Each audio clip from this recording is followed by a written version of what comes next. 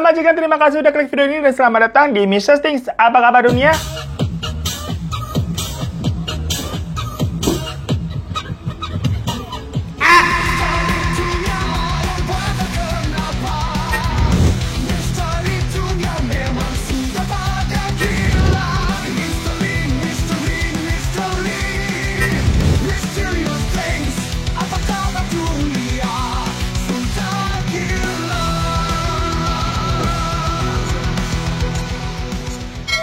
Assalamualaikum majikan, seperti biasa di Mr. Sing kali ini kita akan membawakan request dari kalian semua yang sebenarnya ini tuh case-nya mirip-mirip kita lihatnya sama case-nya waktu itu apa namanya mah?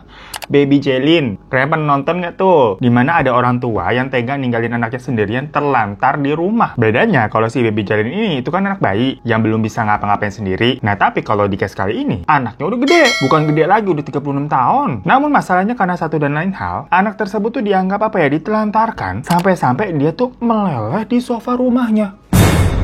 Meleleh, gengs, kok bisa? Bahkan ditemukan juga busa sofa di dalam perutnya sendiri. Lah, apa kabar dunia? Nah, jadi kasus ini tuh dialami oleh Lacey Fletcher namanya, yang lahir dari pasangan Cliff Fletcher dan Sheila. Dimana kalau Clay sendiri itu bekerja sebagai karyawan biasa, sedangkan ibunya si Sheila itu adalah anggota dewan di kota tempat mereka tinggal. Jadi kayak semacam pejabat daerah gitulah. By the way, mereka ini tinggalnya di kota kecil bernama Slaughter di Amerika, yang penduduknya itu cuma sedikit, gengs, jadinya pastinya kenal satu sama lain. Nah, awalnya keluarga Lacey ini tuh menjalani kehidupan dengan normal layaknya keluarga-keluarga lainnya. Sehari-harinya si Lacey ini pun juga sibuk sekolah tuh sewaktu kecil kan, terus ikut eskul volley juga, suka olahraga. Namun semenjak dia remaja, Lacey ini dikatakan mulai berubah. Dia menjadi lebih pemurung, suka menyendiri dan menjauhi teman-temannya. Dan makin lama, Lacey ini katanya kagak mau ngobrol ataupun nggak mau bersosialisasi sama orang lain. Nah, orang tuanya menganggap kalau Lacey ini tuh mungkin hanya mengalami masa-masa perubahan pubertas aja. Ya, akhirnya mereka ini menyekolahkan Lacey di rumah alias homeschooling. Hingga dewasa, saat Lacey ini berusia 20 tahunan, dia masih baik-baik aja tuh. Maksudnya ya masih sehat. Bahkan di beberapa foto yang beredar di media, karena kasus ini kan sempat viral ya. Pada usia tersebut, si Lacey ini masih terlihat cantik. Para tetangga juga mengaku masih sering melihat si Lacey itu keluar rumah untuk jogging ataupun jalan-jalan sore. Namun, sampai ada satu waktu, si Lacey ini kok kayaknya nggak pernah kelihatan sama sekali lagi. Nah, majikan ya, sebelum kita lanjutin ke ceritanya, gue mau menggambarkan dulu soal kota di mana tempat si Lacey tinggal, agar nanti kalian bisa ngebayangin nih situasi dalam kasus ini tuh seperti apa. Nah, jadi kota Slaughter itu sendiri kan tadi kita udah bilang ya, sebuah kota kecil, tapi di sana tuh sangat aman dan nyaman. Karena satu sama lain tuh pastinya kenal ya, saling bantu-membantu, serta ngawasin nih kalau misalkan ada hal yang mencurigakan. Jumlah populasi di kota tersebut juga hanya sekitar 800 orang aja, gengs. Jadi kebayangkan sedikit apa itu orangnya. Namun fasilitas di sana mah cukup lengkap, mulai dari sekolah, gereja, restoran, toko-toko, semua ada. Dan tadi tuh ibunya si Lacey itu kan merupakan anggota dewan di sana yang tentunya sangat dihormati. Image-nya dia pun baik karena dia tuh mendengar dan mengayomi warganya, begitu kagak zolim. Pokoknya peran dari ibunya Lacey ini di sana cukup penting. Dimana misalkan kalau wali kota atau wakil wali kotanya itu berhalangan hadir di sebuah acara, ya udah ibunya Lacey ini yang bakal gantiin begitu, geng. Sementara kalau bapaknya Lacey tadi kan selain dia kerja jadi karyawan biasa, dia itu juga aktivis gereja. Dimana dia sering tuh menyapa para jemaatnya, apa kabar, tapi nggak pakai apa kabar dunia ya. Ditanya apakah hari ini menyenangkan, ada masalah apa, ayahmu gimana, udah membaik keadaannya. Kalau butuh apa-apa, bilang aja ya, gitu loh. Kayak orang humble banget, semuanya disapa. Curiga zodiaknya Gemini itu. Nah, ada tetangga mereka nih yang bernama Pak Robert Black. Dimana rumahnya si Pak Robert ini tuh seberang-seberangan depan-depanan sama keluarganya si Lacey. Nah, seingat si Pak Robert nih, terakhir kali dia melihat si Lacey itu sekitar tahun 2005-an, yaitu waktu si Lacey berusia 20 tahun. Namun setelah itu, kok si Pak Robert seperti tidak pernah melihat si Lacey lagi. Dia juga udah pernah nanyain ke bapaknya Lacey kayak, itu si Lacey anakmu kemana kok nggak pernah kelihatan? Apa udah nikah ya tinggal di kota lain begitu? Tapi dijawab tuh sama si bapaknya Lacey, enggak kok, Lacey masih ada di rumah bareng kami. Tapi biasanya abis itu si bapaknya Lacey langsung mengalihkan pembicaraan. Tapi ya si Pak Robert nggak punya pikiran aneh-aneh. Lah orang image-nya juga baik tuh bapaknya Lacey. Sampai udah singkat cerita nih kita percepat tanggal 3 Januari 2022. Sore-sore sekitar pukul 2 siang, ibunya Lacey ini tuh melpon 911. Dia meminta petugas untuk cepat-cepat datang ke rumahnya karena katanya terjadi sesuatu sama anaknya, yaitu Lacey. Ya udah datang tuh beberapa petugas sama ada seorang dokter juga ke rumah kan. Yang pas mereka baru tiba di ruang tamu nih, mereka udah nyium bau yang nggak enak banget. Dan mereka nih sebagai petugas udah yakin pasti ini ada yang nggak beres. Nah, dari ruang tamu depan tuh terlihat keadaannya memang sedikit berantakan, namun ya wajar aja lah, namanya semua rumah kan nggak semua rapi. Sampai mereka masuk ke ruang tengah, dilihat kok ada sofa nih berwarna coklat tua yang kontras banget dengan furnitur lainnya. Maksudnya ini kenapa ada satu sofa buluk jelek di antara furnitur-furnitur yang masih bagus. Dan sepertinya memang sofa itulah yang menjadi sumber bau busuk yang menyengat tadi. Soalnya kondisi sofanya juga udah terlihat basah, kayak demek gitu ya, sampai rembes ke lantai gitu. Jadi kita enak sendiri. Jadi kayak misalkan sofa habis kebanjiran terus nyeluber-luber begitu loh, kayak rembes ke lantai airnya. Dan setelah diperhatiin lagi, ternyata di sofa tersebut ada seorang perempuan yang berbaring tanpa busana dengan mata yang terbuka lebar. Nah, tapi kenapa tadi di awal petugas nggak langsung ngeliat si perempuan itu? Karena kondisinya udah jeblos memblusuk ke dalam sofanya, gengs. Jadi mendelep ke bawah. Dan ternyata itu adalah Lesi. Jadi kayak sampai meleleh. Akhirnya mereka mencoba untuk mengevakuasi Lesi kan. Tapi kulit dan dagingnya Lesi itu udah kayak sangat membusuk. Karena memang banyak belatung juga. Yang ketika Lesi diangkat, copot, geng. Itu kulitnya jadi kayak misalkan kalau kalian mau bayangin tuh ayam tulang lunak. Pas diangkat dagingnya langsung terpisah. Cuman tulangnya doang yang ke bawah. Jadi katanya memang ada adegan beberapa kulitnya Lesi ini lepas dan berceceran di lantai. Itu gimana jujur bayanginnya kita juga nggak sanggup ya. Hah? Gitu ya pas dengerin. Dan sewaktu udah diangkat nih, di bawahnya itu tuh banyak banget belatung tentunya. Ada serangga-serangga juga, kotoran-kotoran tikus. Kita enak banget ngomong. Dan menurut dokter tadi tuh yang ikut datang, dia bilang itu adalah pemandangan yang paling horor selama dia bertugas sebagai dokter. Ya kita aja denger doang aja udah enak ya, apalagi yang ngeliat langsung begitu, trauma kali. Ya pokoknya dari situ si Lesi langsung dibawa ke rumah sakit ya untuk dilakukan otopsi. Kalau kalian tanya terus bapak ibunya tuh gimana? Diem aja mereka, nggak ikut anyway ke rumah sakit. Tapi mereka juga nggak langsung ditangkap ataupun diminta keterangan. Alias ya udah dibiarin aja, di mana petugas nih sibuk membawa Lesi dan ngumpulin tuh ceceran-ceceran yang tadi pada jatuh kayak ayam tulang lunak. Kalau kalian bingung kok begitu sih? Ya karena alasannya petugas yakin orang tuanya Lesi ini tuh nggak bakal kabur. Soalnya balik lagi tadi makanya kita ceritain tuh tentang kota kecilnya. Mereka semua nih sebenarnya udah saling kenal. Apalagi si ibunya Lesi kan udah punya nama di sana. Jadi petugas waktu itu tuh udah kayak sohib sebenarnya. Mereka sibuk dulu aja nih fokus untuk ngurusin otopsinya Lesi. Barulah 15 hari kemudian, untuk pertama kalinya pada tanggal 18 Januari 2022, petugas meminta keterangan dari orang tuanya Lesi. Nah, menurut ibunya Lesi, dia mengakui sih kalau Lesi udah bertahun-tahun nih menetap di sofa tersebut. Namun si ibu juga nggak ngitung pastinya berapa tahun ya, semenjak kapan gitu juga lupa ibunya. Ya akhirnya setelah diperkirakan dari hasil otopsinya, si Lesi ini tuh udah terbaring di sofa tersebut tuh selama 12 tahun. Nah, menurut versi dari si ibu, awal-awalnya nih Lesi cuma kerjanya tidur dong di sofa tuh dari umur 20 tahun. Nah, ibunya udah ngerasa nih ada yang aneh kayaknya dengan anaknya tersebut. Dan ibu sama bapaknya juga udah mencoba membawa si Lesi ke dokter. Tapi katanya Lesi yang kagak mau selalu nolak dan terlalu malas untuk bangun dari sofa. Yang sebagai orang tua, mereka ini tidak bisa memaksakan kehendak seorang anak yang dikatakan udah dewasa, udah 20 tahun. Ya akhirnya menurut parenting mereka nih sebagai orang tua, ya udahlah mereka hanya bisa mengakomodasi semua keinginannya Lesi aja. Intinya kayak nurutin maunya anak begitu. Ya mungkin di sini terdengar kayak parenting-parenting zaman now begitu ya, mana orang tua bersikap lembut banget ke anak. Kagak boleh dibentak, kagak boleh dimarahin, kagak boleh ini, kagak boleh itu begitu. Beda banget sama zaman parenting kita zaman dulu gitu, waktu kita masih kecil lah barbar mulu. Misalkan emak kita ngeliat kita rebahan mulu gitu di sofa gitu, disuruh beli gula sama minyak lo kesana ke warung. Enggak, mager. Wah, kalau sampai gua jawab begitu, yang ada sapu lidi sama gesper melayang. Sekarang ganti baju kamu. Ganti baju. Jangan, Bu. Ganti.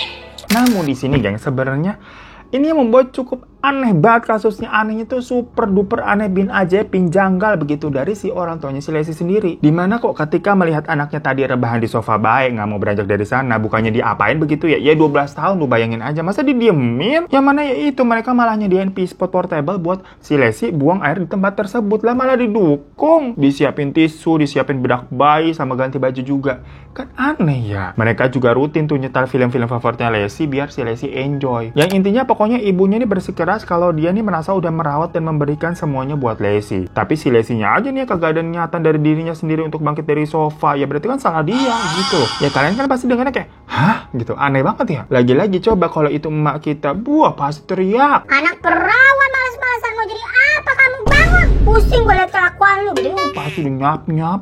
Cepet ganti bajunya. Ganti cepetan.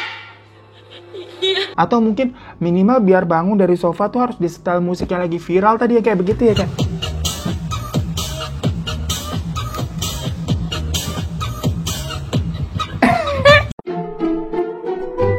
Lanjut ya gengs ya. Nah ibunya Lesti juga bilang kalau dia selalu mengasih si Lesti ini makanan yang layak kok. Namun memang sejak musim gugur tahun lalu tuh atau tepatnya di tahun 2021, nafsu makan dari Lesti ini tuh menurun drastis. Disodorin apa aja gitu, nggak ada yang dimakan. Makanya si Lesti ini terlihat menjadi semakin kurus, macam anak lagi GTM. Tapi kan ini udah 30 tahunan berarti ya di tahun 2021. Nah sehari sebelum Lesti tadi ditemukan petugas, tepatnya pada tanggal 2 Januari 2022, si Lesti ini kata ibunya sih masih hidup karena dia sempat makan setengah sandwich sama sekantong Ciki Citos. Ibunya bilang pokoknya pada malam itu dia itu sempat sampai semalaman nonton bareng sama si Lesti di ruang tengah tuh sampai si ibunya ketiduran. Pagi-paginya pas bangun dia lihat si Lesti udah gak bernyawa. Namun mendengar pengakuan dari ibunya tadi, petugas tuh sama kayak kita kayak hah? Sulit banget buat dicerna dan dipercaya gitu. Karena berdasarkan dari hasil otopsinya aja, diduga si Lesti ini tuh udah nggak ada lebih dari 48 jam sebelum akhirnya tadi ditemukan. Lah kondisinya aja udah begitu, gengs, gimana baru semalam udah meninggal? Kan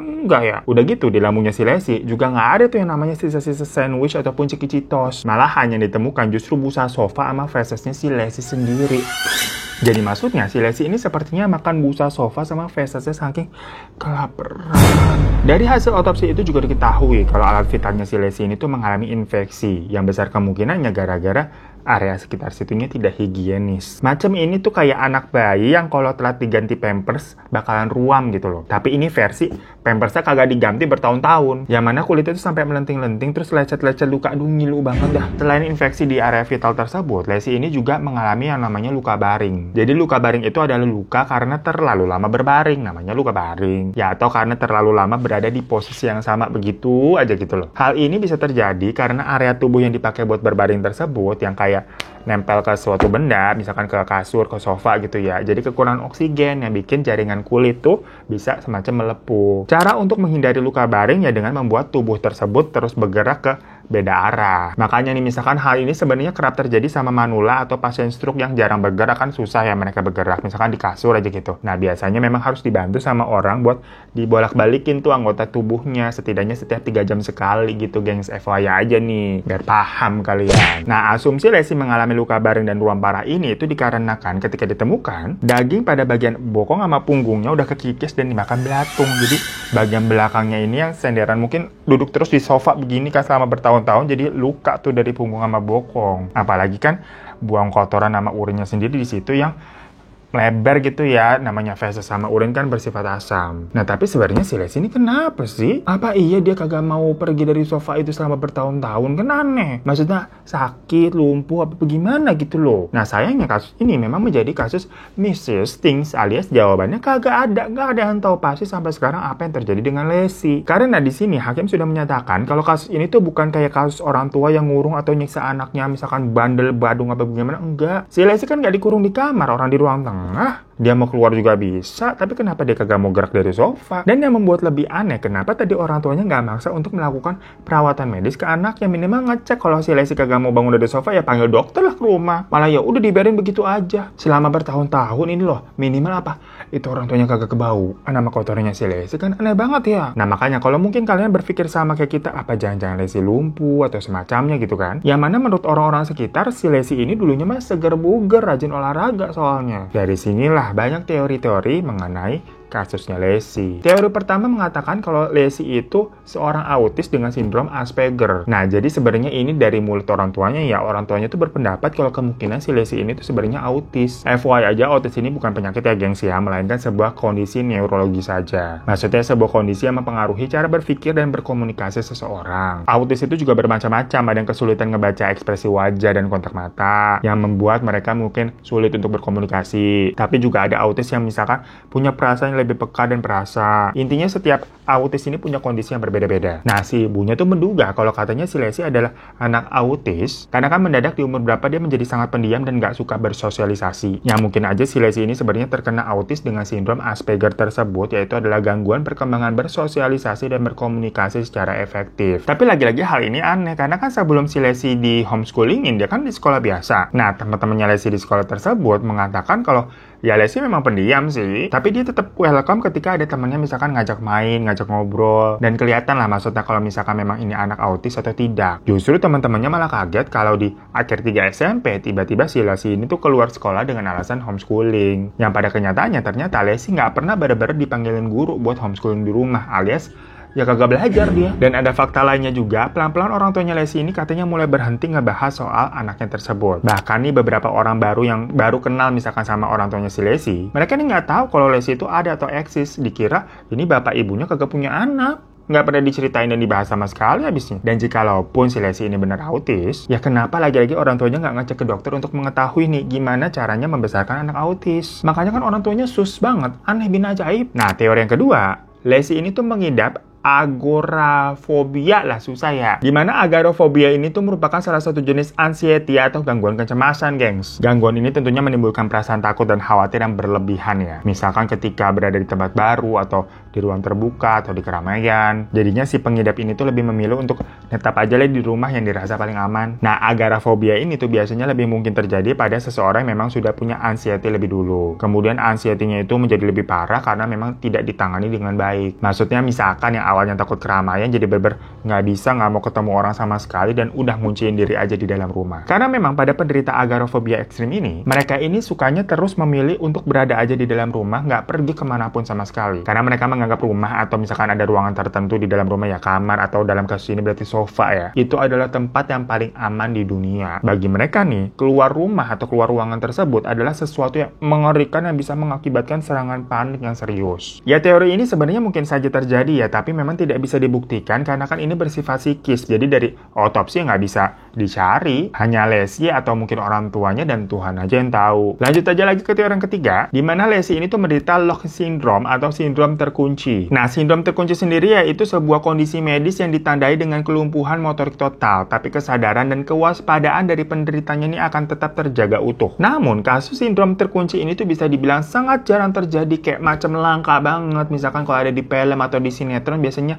pemeran utamanya tuh mengidap penyakit yang sindrom sangat langka begitu ya. Begini nih salah satunya sindrom terkunci. Jadi gampangnya aja nih ya, sindrom terkunci itu maksudnya kayak misalkan orang lagi rep-repan atau tindihan, atau medisnya namanya apa sih? Sleep paralysis. Orang itu kan bisa dengar, kadang bisa lihat, bisa tahu apa yang terjadi di sekitarnya gitu kan. Tapi dia nggak bisa ngerespon apa-apa, diam aja gitu kaku, nggak bisa gerakin badannya. Padahal mah otaknya ini jalan nih berpikir untuk, aduh mau ngomong gitu, tapi nggak bisa. Aduh mau gerak, nggak bisa. Minta tolong, nggak bisa. Jadi otaknya gerak, tapi tubuh ini nggak merespon apa-apa, diem baik. Ibarat jiwa mereka ini kayak semacam terkunci atau terjebak di suatu tempat gitu loh, gengs. Namun, sindrom terkunci ini dirasakan sepanjang waktu ya, nggak kayak cuma rep-repan kan. Sebentar habis itu ya bisa gerak lagi. Nah, orang dengan penderita seperti ini 90% itu dikatakan memang akan meninggal dalam 4 bulan pertama setelah mereka menderita sindrom tersebut. Karena buat nelan sesuatu aja kagak bisa, gengs. Jadi nggak ada asupan yang bisa masuk ke badannya. Kalau misalkan orang stroke juga nggak bisa gerakin, tapi kan makan masih bisa. Ini enggak. Dokter pun sampai sekarang katanya nggak ada yang bisa bantu untuk pasien keluar dari sindrom tersebut. Karena sampai sekarang memang belum ditemukan obat atau cara yang tepat untuk menyembuhkan orang dengan sindrom terkunci ini. Yang jatuhnya lagi-lagi sebenarnya ini psikis ya soalnya. Tapi pernah ada seorang pasien yang menderita sindrom terkunci itu berhasil sembuh, yang kemudian dia menceritakan tuh pengalamannya, makanya bisa tahu. Di mana pasien tersebut tuh bilang, ketika dia didiagnosa sindrom terkunci, dia merasakan kemampuan berpikirnya tuh masih berfungsi 100%. Dia bisa berpikir dan mendengarkan orang-orang di sekitarnya, tapi dia nggak bisa berbicara dan bergerak sama sekali. Makanya balik lagi, sebenarnya kemungkinan orang sembuh dari sindrom terkunci ini tuh sangat-sangat kecil katanya. Dan untuk teori ini menurut gue ya masih bisa masuk akal gitu lah untuk kasusnya si Lesti. Yang nggak bisa masuk di akal ya itu kenapa orang tuanya nggak hubungin medis, mau itu sindrom terkunci, mau sindrom apa ya begitu ya. Apalagi memang kesaksian dari orang tuanya Lesti ini sering berubah-ubah dengan hasil otopsi sama temuan di lapangan tuh nggak sinkron. Namun sekali lagi semua hal-hal tadi itu cuma teori-teori yang berkembang di masyarakat ya. Karena sampai sekarang tadi gue udah bilang belum pernah ada yang benar-benar tahu apa yang terjadi sama si Lesti. Dan akhirnya ya, semua ini tuh dianggap sebagai kelalaian orang tuanya aja. Karena sekali lagi basicnya itu kan harus ditangani secara medis ya, bukan dibiarin begitu aja sampai keadaannya parah. Akhirnya makanya orang tuanya ini dijatuhi hukuman pembunuhan tingkat kedua dengan tuduhan kelalaian yang menyebabkan Lesti meninggal. Jadi memang di sini tidak ada bukti penyiksaan atau penyekapan segala macam. Makanya hal ini membuat kasusnya aneh bin ajaib. Cuma akhirnya dianggap si orang tuanya ini lalai walaupun Lesti ini udah umur 30 tahunan. Namun orang tuanya Lesti ini terus menyatakan kepada pihak kepolisian dan hakim setempat kalau hal yang membuat si Lesti ini tewas itu adalah pilihan Lesti sendiri karena terlalu malas ini anak beranjak dari sofa. Lah apa kabar dunia. Sampai akhirnya di tanggal 20 Maret 2024 kemarin, orang tuanya Lesti ini dijatuhi hukuman 20 tahun penjara. So, itu majikan kasus yang aneh banget ya, sumpah ya. Kayaknya si orang tuanya emang udah blek kali bahasanya ya. Dan emang udah malas aja ngerawat si Lesti. Namun Lestinya sendiri yang gak bangun-bangun dari sofa itu, kenapanya ini bikin kita bingung. Hal yang paling masuk akal ya tadi sakit atau punya sindrom-sindroman tadi tuh. Habisnya kalau enggak ya, misalkan mau punya orang tuanya durhaka bebel begitu ya, minimal rebel gitu ya. Pergi ke kamar atau pergi dari rumah, bukannya diem doang di sofa selama 12 tahun sampai meleleh kayak ayam tulang lunak. Ya ternyata memang banyak nih hal-hal misteri di dunia ini yang susah kejawab ya gengs ya. Kalian mah kalau request jangan yang bikin puyeng begini, kita kan jadi mikirin gitu ya. Ini jadi macam gantung ceritanya nih, Lesti kenapa sih? Atau mungkin kalian punya teori lain? Boleh lo komen di bawah. Yaudah, makasih banyak ya majikan ya. Jangan lupa untuk klik subscribe buat yang belum biar kita semangat. Habisnya beberapa hari ini kita lagi capek kan. Kerjaan tuh lagi banyak di kantor ya. Jadi bikin videonya gitu gak semangat. Sampai vakum kita 3 hari kemarin. Kalian subscribe lah biar kita semangat lagi. Sama follow juga Instagram kita. Karena setiap hari sekarang kita nge-spill barang belanjaan yang murah-murah di Instastory. Iya. Atau kalau kalian ketinggalan bisa follow akun Shopee kita tuh. Pokoknya semuanya di deskripsi di bawah ya. Yaudah, terima kasih banyak. Maaf kalau ada salah-salah kata. Assalamualaikum warahmatullahi wabarakatuh. Hai majikan, boleh ku meminta, tolong dong klik tombol subscribe-nya. Kalau suka pencet like-nya. Kalau sebel ya mohon maaf. Terima kasih.